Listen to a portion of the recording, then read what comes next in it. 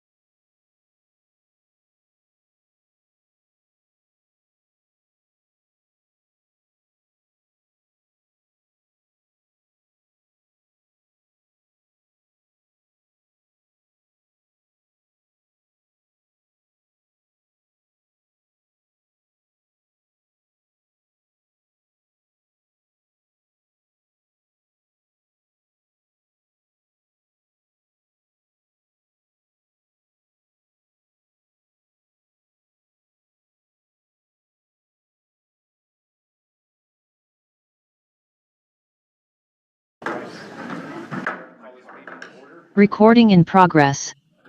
Stand for the Pledge of Allegiance. I pledge allegiance to the flag of the United States of America and to the republic for which it stands, one nation, under God, indivisible, with liberty and justice for all. All right, we'll call Justin here, Don here, Owen here, AJ here. Jeff Weeks, our village or council liaison, won't be able to make it to today's meeting. Before we approve today's agenda, item B, I received an email from the person in charge of Art Up, and she requested that that be removed from the agenda. So I would like to accept a motion to remove that, amend the agenda to remove that at the request of the Art Up person. I move we remove the Art Up United presentation. So AJ moves, Second. Don seconds, all in favor say aye. Aye. Aye. So that has been removed. So I will take a motion to approve today's amended agenda. I'll make a motion to approve the amended agenda. I'll second. All those in favor? Aye. Aye. Aye. That's been done. We'll go ahead and move on to the tourism director report. Good morning. Apologize. Being last minute, trying to Thank you. get ahead around the future. So the first thing I wanna cover is the fact that we did a really good job last year spending all that money that we were concerned about the state clawing back. I spent about $2 million last year. So our reserves are down significantly. We will be budgeting off of revenue and cash on hand moving forward. This year, that will mean that we will not be spending as much money on advertising, on media, on the expensive stuff, the billboards, the television ads, those kind of things. We will still have social, digital, email, PR, and all the other tools in our toolbox, but those expensive things that we were able to utilize last year to get our brand out there and establish ourselves are a little bit costly until we start making some more money. So I just wanted to get you filled in on that and that's my reality moving forward, being a little more creative, not just throwing cash around. I'll cover some information about other towns and some performance issues. I do have the ad performance report for you guys. There are good notes at the bottom of each page that'll sort of summarize what those charts are about. I'll hit some high points with that, but I'm not gonna get too deep into it. First thing, Advanced Air performance during the month of July. Advanced Air ran at about 44% occupancy. They did have 6 flights canceled due to weather. They flew 45 people out of Angel Fire and 50 people in, so a total of 95 people were on that plane in the month of July. Did they indicate whether that was still, an acceptable number, or? For them it is. Okay. You know, they're subsidized heavily by that grant funding. And how long does that last? How Was that a long? 1-year grant, or was that a multi-year grant? Well, it was a 1-year grant, so we'll have to see. And Lansing, Director of Tourism, the Acting Secretary of Tourism for the state, and the Transportation Secretary are fighting to keep rural air service in the state budget and provides funding for those programs.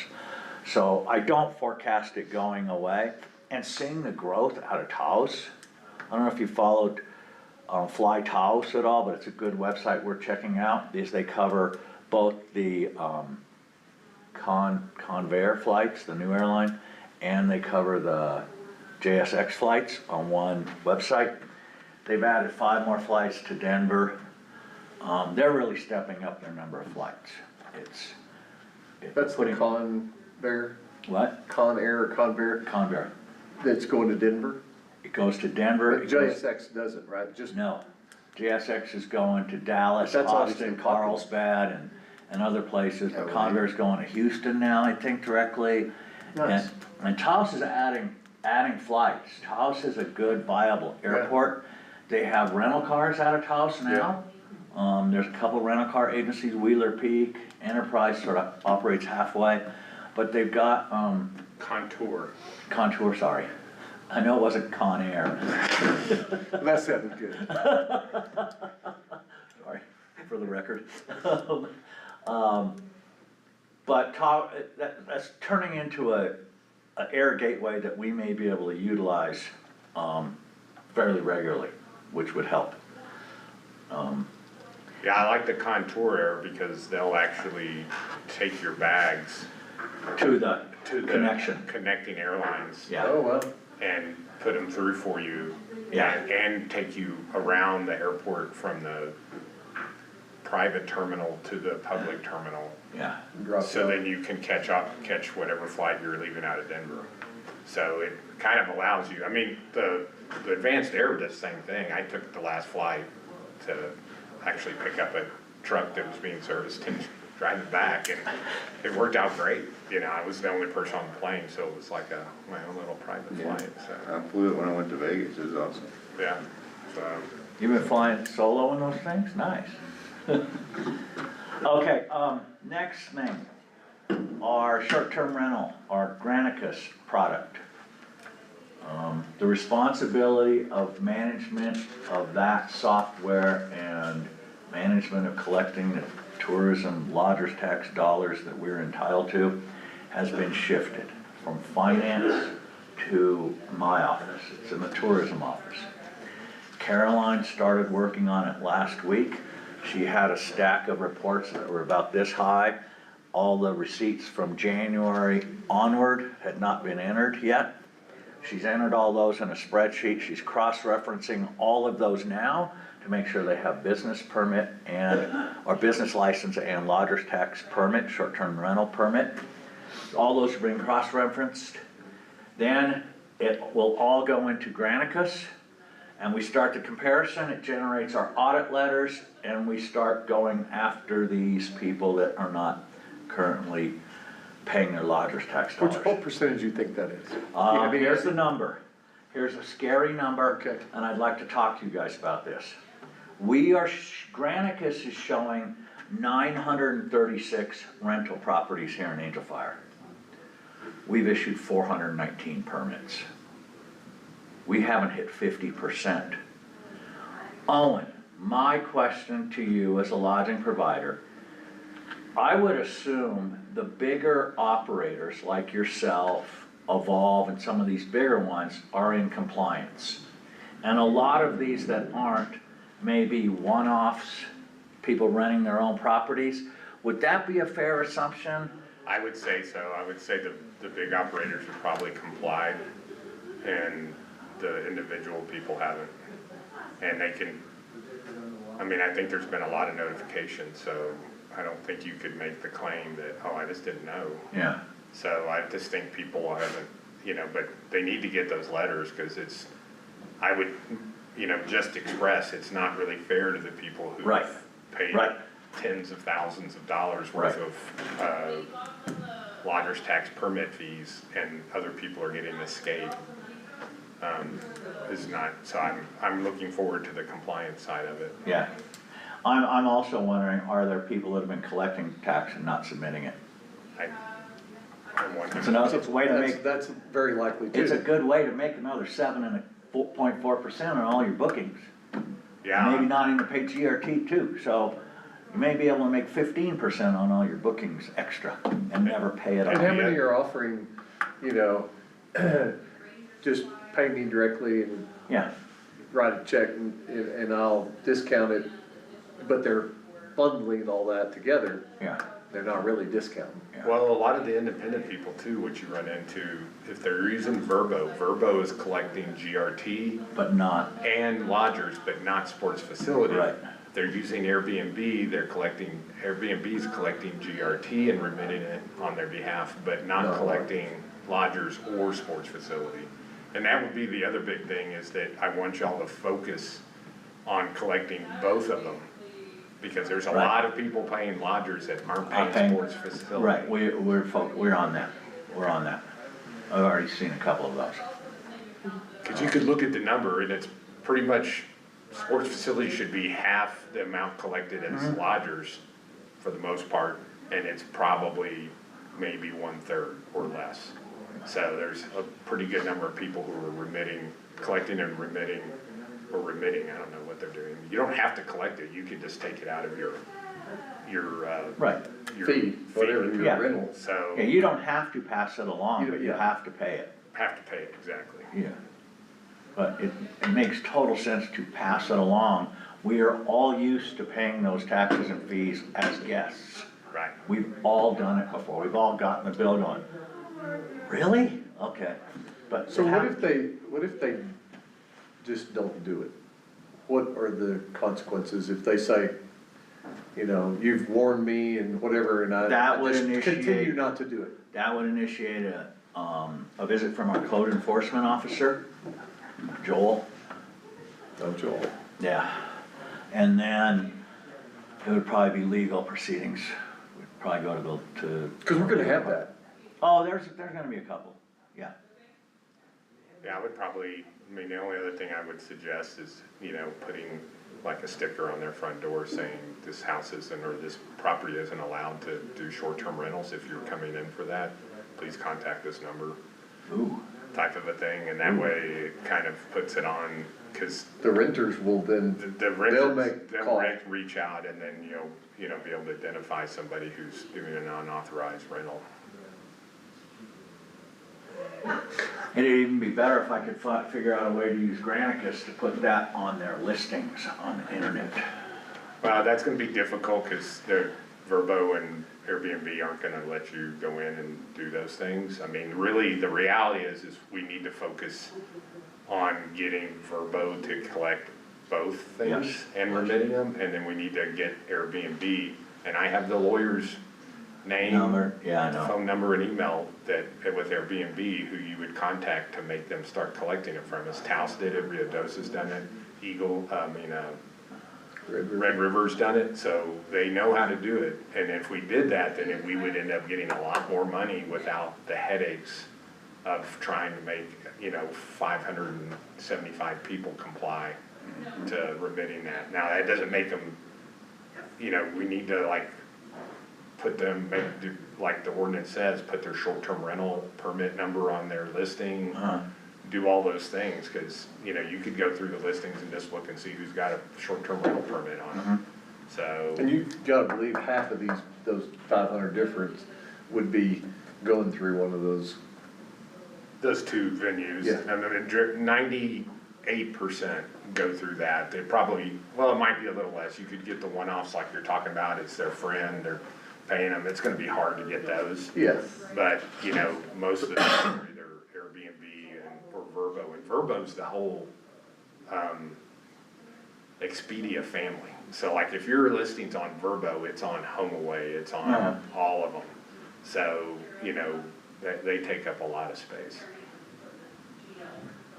All right, well, that's our mission, Caroline and my mission over the next couple of weeks is to get current on that. One other thing,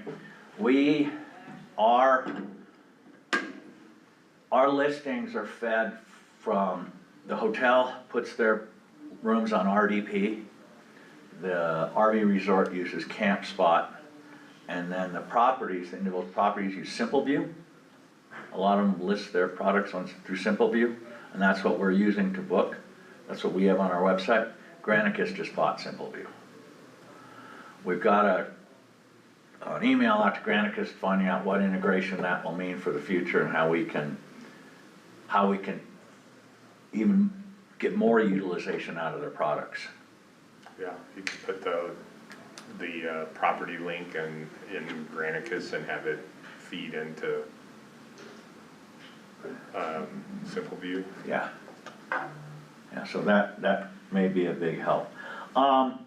Just a little background on how other mountain towns have done, and I've shared some of this with Owen.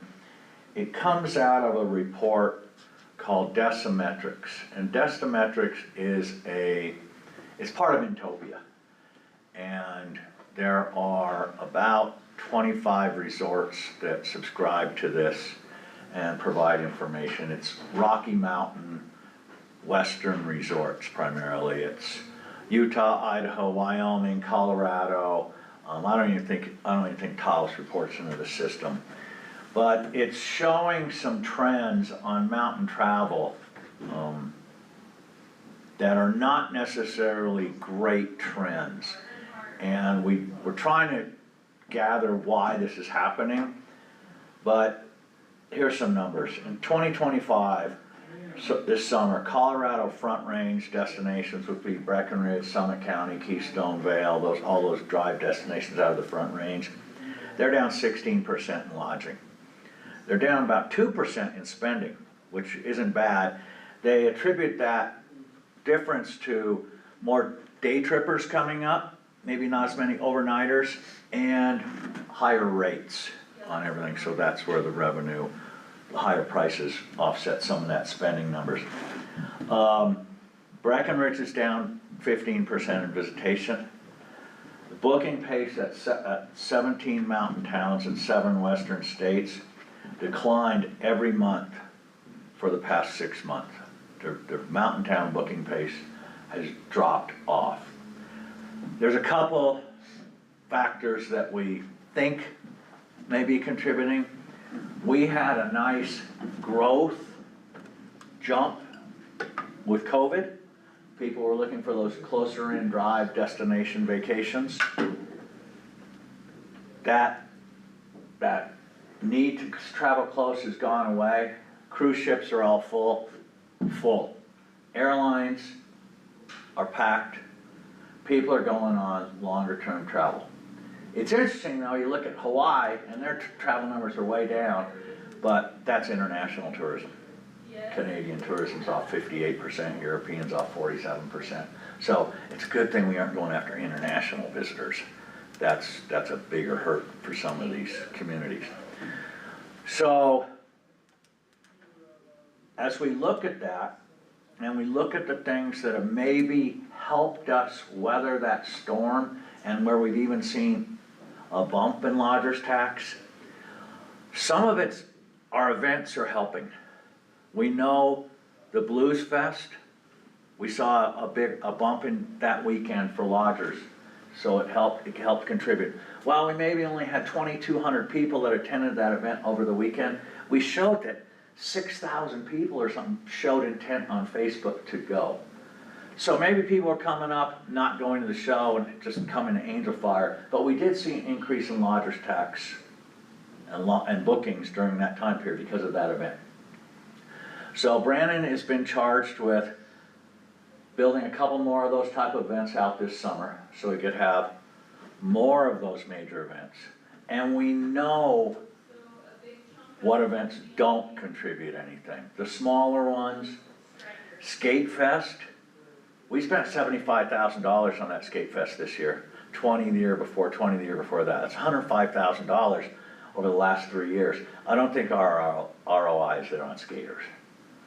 So we have to look at who we're targeting, how we're doing this, how we get events in our new facility where we can accommodate 2,000-3,000 people and do a nice Saturday event, Sunday event, and draw in visitors. I've been having a discussion, and I've been having some thoughts in my head about our events and what I see as the attendees of those. When I go to farmer's market on a Sunday, I can look around and say 75% of these people are from out of town. They aren't locals. They're the people that spent Saturday night here, and they're going to farmer's market on Sunday, because our farmer's market is mostly an artisan market, and they're buying candles and t-shirts and ponchos and whatever else, and they're having a good time. And it's busy, it's full, it's a good event. And I think a lot of those people go to that, check out of their room, and then go back home. But maybe that kept them over Saturday night on that thing. When I go to Cool Summer Nights on a Friday, for the most part over here, it's a flip. It's probably 75% locals, 25% out of town. Can the out-of-town visitor really get here on a Friday night in time for a concert at 5:30 or 5 o'clock? I don't know. Should we move that to Saturday over here and try to do them bigger? Maybe. That's truly what I'm thinking right now. And Why on not, Friday, right? Why not? and on Fridays, so we have something on Fridays. I have a meeting with Music from Angel Fire on Friday. Can I possibly work with Music from Angel Fire to do a little Angel Fire Unplugged series on Fridays in the park? So there still is something, maybe not every Friday, but occasionally an acoustic guitar player or a duet or some classical music, but something so we still have something small on Fridays. So we still have 3 days of events, but our Saturday events, maybe they need to go here a little bigger. Think about maybe 2 bands on some weekends, really get some traffic going. Run them maybe later in the evening or earlier in the day. So you round it out. So you build that type of bigger event that draws people. So all this came about this morning, and Brandon's off today. So when he comes in tomorrow, he's gonna get all this dumped on him. Brandon, I need unplugged acts on Friday, I need bigger acts on Saturdays. And then one of the things that I have stated is for next summer's schedule, I'm gonna be coming to you guys with a schedule for farmers markets, Saturday concerts, Friday, whatever we got. Run it by you guys, get your approval, put it in front of council, get their blessing on it, have it finalized. So we aren't trying to figure out where we're playing on a various day. That's just something I need to do in advance, and that will be done, so there's not the confusion anywhere. Last weekend, I found the drummer from the band that was supposed to be over here, half hour before the show, so. And he knew it was Frontier Park, but he thought that was Frontier Park. He's a drummer. Yeah, he's a drummer. So you say Brandon's working on some more events for this summer? No. Or for next summer? Next summer. Yeah. Yeah, next summer. This summer, where we wind down Cool Summer Nights, I think, the 19th of September. Farmers Market will end about then. We have Oktoberfest back over here. We're looking forward to that being a good weekend. Porsche Club's coming up that weekend too. So hopefully we can have a good October event. And then we're looking at things like our winter events trying to build them into something bigger. Last year we did a bonfire, a Christmas tree lighting, Santa Claus. This year, the Saturday after Thanksgiving, we're gonna do it all at once. We're gonna have a bonfire, we're gonna have Santa Claus, we're gonna have Christmas tree lighting. We're gonna try to make it a bigger event again to give people a reason to come to Angel Fire. So that's the goal on events. I've gotta be more aggressive, on marketing, on advertising. Monica and Christopherson and Associates know that. We are tightening our belts and we're gonna get creative. The great thing is, in this last year, in that $2 million, we built a website. We have our social platforms, we have our assets, we have our video, our photos, we have all of those things that have value. Then I look at the money we spend on special events and those kind of things. We have a stage, we have turf, we have a tarp, we have a cover, we have a tent, we have restroom trays, we have parking. Yeah, we spent $900,000 back there, but we have a facility that we can utilize and put some people in it next summer. Even if we get 3 big weekends, we're gonna change something here. And then do the concerts on a Saturday night maybe, get people on a regular basis coming to Angel Fire for the cultural experience, the music and the artisan stuff. And that hasn't been our forte in the past. We've all been adventure, outdoor activities, skiing, mountain biking, golf. So we're trying to round out the experience, get more people here. Okay, that's enough on that. Here's how our events did in July. On the 4th, July 4th, 1,134 people. On the 5th, the drone show, 1,500. Blues Fest over those 2 days, Friday, Saturday, or Saturday, Sunday, 2,300 people. Cool Summer Nights on Friday the 18th, 564. Cool Summer Nights on the 25th, 759. Skate Fest, the 26th and 27th, about 1,200 people. So if you combine all that, it's about 5,500 people that came to our events. We had 18,000 people showed interest in going to those events on social media. So about a third of the people that showed interest attended.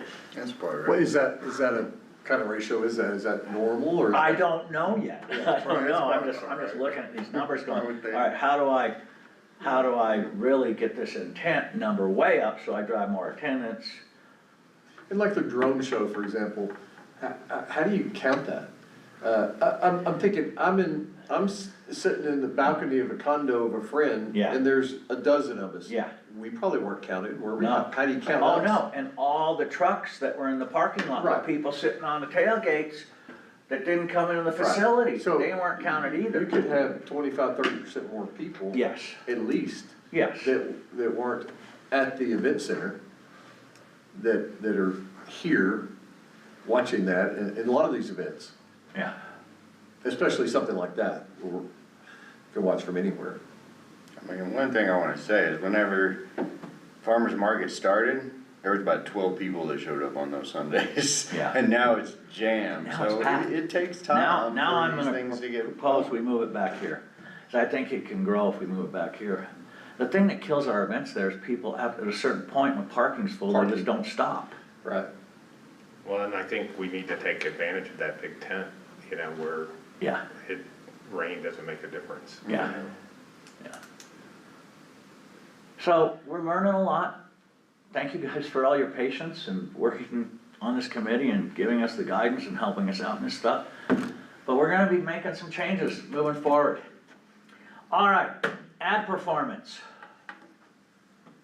Here's the highlights. We have done 15,662 booking referrals from our website. So our website's getting some clicks. Dallas, Albuquerque, and Houston were our top performing markets this summer. Albuquerque goes up in the summer and drops down a little bit in the winter. But, to get here from Albuquerque, you gotta drive past 6 other ski areas, so it's just a little different. We're up to 39,000 Facebook followers now, which is great because we can target them with messages. We know they want our content. 4,500 Instagram followers. So we are growing our followers. And we'll be able to provide targeted message to these people moving forward, so we can market to them more efficiently. Any questions for me on the tourism director report? I was just thinking about the new event center. I'm wondering if there's a possibility of creating another entrance exit instead of just the one. Because that might have been a deterrent for people not wanting to go in there because they're like, oh shoot, it's gonna take us forever to get out. Where the electric marquee sign is and the driveway on each side of it, that's the natural entrance exit. We wanted it back there for traffic control and other reasons early, the police department and so forth. After our first event, they wanted this as opposed to this exit only. I went to them after that, I said, hey, our events, nobody comes in at once. It's a trickle in. It's not a big, if we get 10 cars at once, that's a big rush. Our exit is where they all wanna go out. The challenge is on an event, if you come in that way, and now you're asked to go out, you're going out the same way you went in. That's our natural instinct. We know that way, so we're gonna go that way. Well, we were trying to direct them a different way to go out when we went in. Didn't work. We overcomplicated the thing. This will be used as an entrance or exit from now on. We'll post this on our maps moving forward, that this is the preferred way. And I'll even put on that sign out there, enter here. Yeah, 'cause I probably sat in the parking lot at least 20 minutes just to let the traffic kind of die down Oh, before yeah. I got in line. Yeah, So, that's a successful event. I wish you were there for 45 minutes. it was a good hour at the fireworks. Yeah, I've driven home from the fireworks in the winter or the drone show and it's like, oh my. Yeah, so, traffic, the problem. Something we're not used to. Yeah, It's a nice problem to have. yes it is. Thank you, Greg. We'll move on to old business. Item A, Lodgers Board open position discussion. I've identified 3 people who I think are good potentials. If people could submit to me, other people, what we're really looking for is somebody involved with a business that has a significant portion of their money coming from out-of-town visitors. And I would like to get people who actually are also Angel Fire residents. So if you think of anybody like that, if you could submit to me, I'm gonna start reaching out to these individuals. We'll come up with, kind of like a list of people who are qualified and interested, and then we can vote on those and come to a decision who we're gonna forward on to the council. Does anybody have any questions? We'll move on to old business, item B, advertising update. I think you've already done that, right? Yep. We'll move on to new business. Item A, position statement for lodgers tax funding. In the past, the Village of Angel Fire and the tourism department has encouraged or supported in various ways different events throughout the valley, whether it's Music from Angel Fire, Art Up, Eagle Nest Fireworks, different events that third parties put on. And as we got into this budget year and things started tightening up on our funds, and I look at those events, I can't honestly say they drive any lodgers tax funds back to us. Art Up was a request for $10,000. My response to Joe when she asked for it was, well, we don't promote the events anymore or provide logistic money for the promotion of the building of events. We will advertise the events through our channels. But my days of handing over money to someone for an event that they're gonna advertise with no data behind it, we just don't get anything like, if I could show that Art Up really brought in 400 people for 2 nights, it probably justifies the expenses. But I don't have that documentation, and I've attended the event, and I don't see the numbers. Most of the artist stops are not in Angel Fire, or not in the village. So it was a challenge. She's obviously mad at me because we have millions of dollars that we can spend on this. Well, we really don't anymore. It would be nice if the chamber, for example, were able to step up and support some of these events. In Red River, the chamber does about 9 events. The tourism department does 2. So you have other people actually raising the funds, doing the work, and promoting the events, and profiting from the events when there's money to be made. Tourism department markets them, gives them the facilities, works with the police and fire to keep their costs low, but that's the involvement of the tourism department. It's different here. We're sort of the people that do the events, get them going and so forth. But it's just hard to justify writing checks to event promoters with money we don't have anymore, and money that we should be using for advertising and to promote our own events and drive bigger events that actually bring in significant numbers of people. So that's where we're at right now. I pulled off, prior to beginning of this fiscal year, all the information was pulled off the village website about getting grant funding from the tourism department for events. So that application's gone. It's not even on the website anymore. What would be nice if we had some policy that we could post about how we do support events. That, you know, where it's our mission statement, this is our mission, this is how we promote the events. And if you would like me to put something together for your consideration, I'd be happy to do that.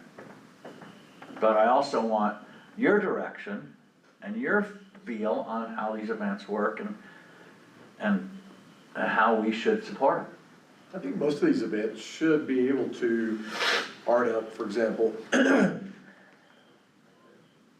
do some surveying or do at their local stops, have people sign, you know, where they're from. And then they could give us that information needed to know if you have a lot of people from out of town. I think we could do the same thing at the market and, you know, as people come and go, ask them to take a brief survey and just basically ask where they're from and are you visiting with us here in Angel Fire?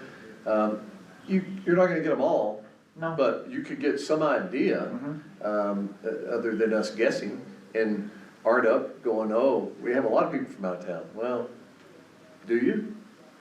You know, if you had some documentation of that and a survey from, it seems like it shouldn't be that difficult to do. And if the people at those, each of those stops would have something there and ask people to sign in or just at least ask them where they're from and if they're visiting from out of town or if they're locals, would tell us a lot. Yeah. Well, and I think adding on to that is, did you come into town for this event?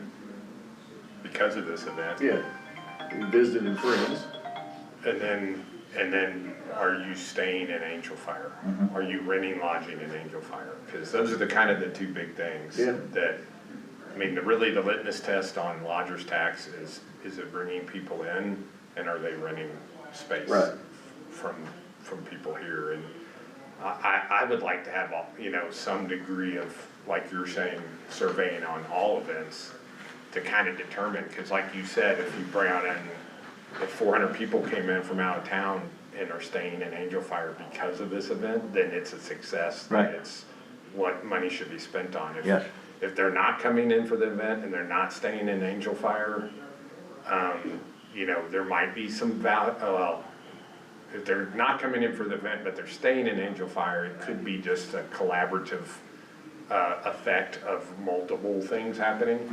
You know, like you're saying, like if you're having events, you know, people who are deciding, oh, I want to come in for the downhill mountain bike, well, I don't downhill mountain bike. Oh, but there's going to be a concert on Friday or Saturday, then they may say, oh yeah, well, I'll go to Angel Fire then. And, you know, so it could be a collaborative effect of the events. But if If there's nobody coming in for that event and they're not staying in Angel Fire, then really it should be a litmus test almost of whether lodger's tax money is spent on it. What I'll do is I'll work on a survey, phone-based survey. People hit the QR code as they come in the event.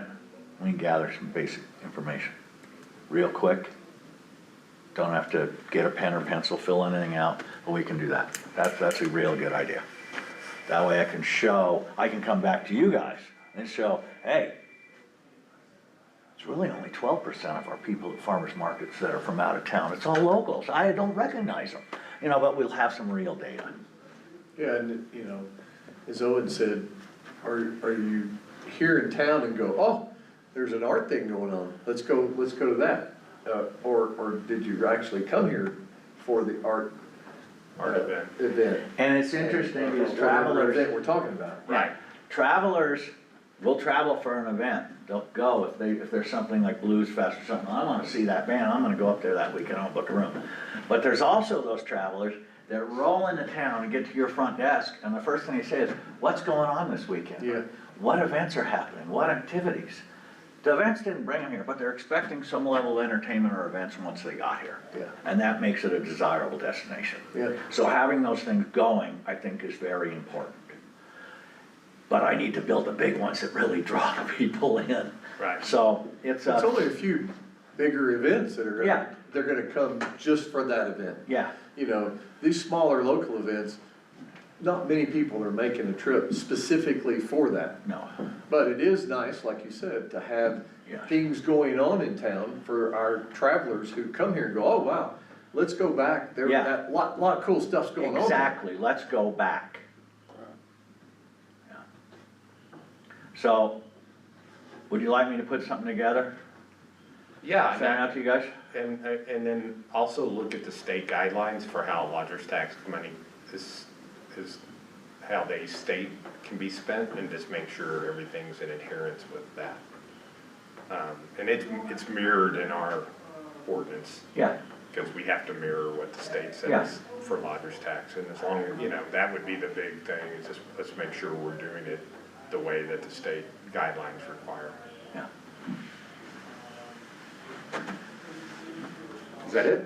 that's it. And I call this meeting closed. Thanks, Greg.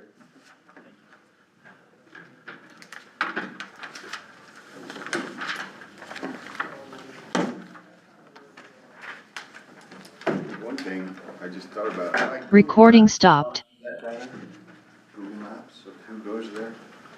Can you buy that data? Cause I know on Google Maps, if I go somewhere in Albuquerque or somewhere, it'll tell me how busy it is there. Like a restaurant, it'll say how many people are there, how many. Peak times. Peak times, that kind of stuff. Oh, really? Is that data available from Google? That would be That's a question. a great question. Yeah. You need to end that, and now. Cause I use it when I see go to how the it's dog read? park to know how many dogs are at the dog park. Really? Yeah.